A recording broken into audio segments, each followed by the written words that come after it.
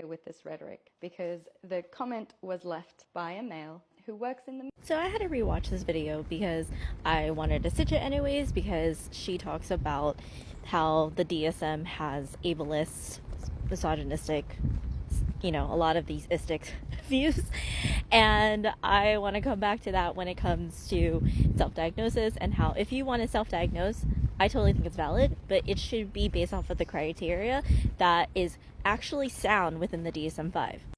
But the setup to this, I didn't even notice, is that she even talked about it in a way where it was very, it was very tailored to already setting up that, it was this misogynistic or this view about guys and men, and I just don't think that's very cool. Like, I know we still have an issue with men in general, or things that this conflict when it comes to women and men, and the clinician bias when it comes to AFABs in general in mental health.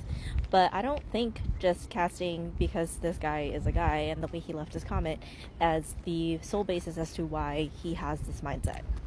Because, hi, I'm an AFAB, and I don't agree with anything that you actually said in this video.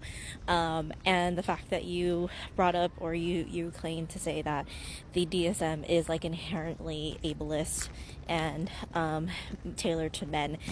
Because the most updated version of the DSM-5 has actually listened to a lot of the autistic voices and people in the community, as well as understanding that it had those biases when it came to the criteria. However, this is something that I don't know why is so triggering for people, but if you do not fit into all of the criteria, or the majority that is the requirement for the DSM-5 for autistic traits, you are not autistic. That doesn't mean you're not neurodivergent, meaning you could be OCD, PPD, BPD, or you might have BD or some other neurodivergence. And I don't know why, when it comes to autism specifically, that people really want to fit into this category when they don't. The reason why we need the DSM-5 or any kind of criteria is to create that foundation of understanding what is what.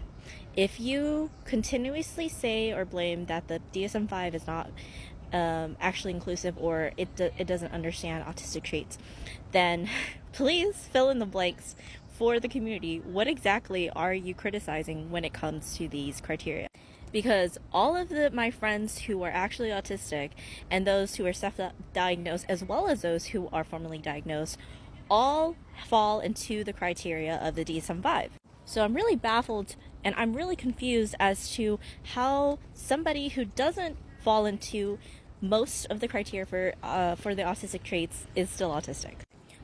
I think, again, when it comes to autism, the traits itself are human traits. So everybody, to some extent, is going to have that connection to autism. But the only thing that makes you truly autistic is if you fall into each or the majority of the requirements for that category. And that is also what shows what is a disability. I understand that people want this neuro-affirming idea when it comes to being disabled, and when it comes to being autistic in particular. But we need to understand there's nothing wrong with having deficits. Deficits is what creates that disability. Deficits are what creates that need for services or need for help. And if you don't have a deficit, if you don't need services, then you're most likely not disabled. And this fear-mongering about the DSM-5, as well as this kind of thing that I see around autism TikTok of getting a formal diagnosis, is not a good thing.